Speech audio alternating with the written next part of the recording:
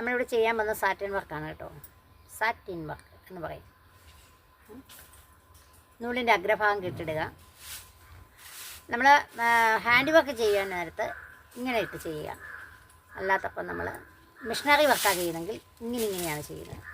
Hand work ചെയ്യണമെങ്കിൽ ഇങ്ങനെയാണ് നമുക്ക് ചെയ്യാൻ തുടങ്ങും. ഇപ്പോൾ ഞാൻ കുറച്ച് ചെയ്ത് വെച്ചിരിക്കുന്ന വർക്കുകളാട്ടോ.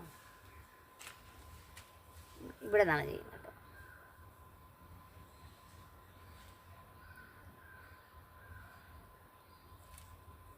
അത് കണ്ടുപിടിക്കട്ടോ.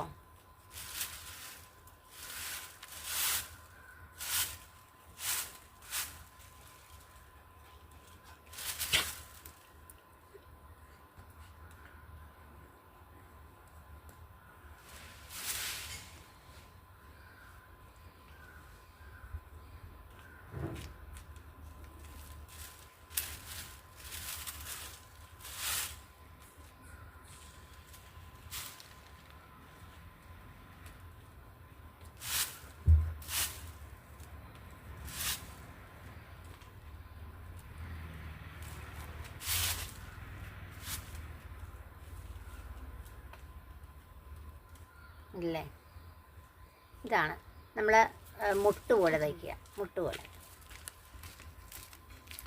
നമുക്ക് ബാക്ക് വശത്ത് കെട്ടിടുക. കാരണം ഉറപ്പിന് വേണ്ടിയാണ്, സ്റ്റിച്ചിങ്ങിന് ഉറപ്പിന് വേണ്ടിയാണ് കേട്ടോ. എപ്പോഴും തയ്ക്കുന്ന തുണിയേക്കാളും ഹാൻഡ് വർക്കിന് നല്ല കെട്ടുറപ്പുള്ളതാണ് ഹാൻഡ് വർക്ക്. എന്നിട്ട് കെട്ടിട്ടിട്ട് നമ്മൾ പൊട്ടിച്ചെടുക്കുക.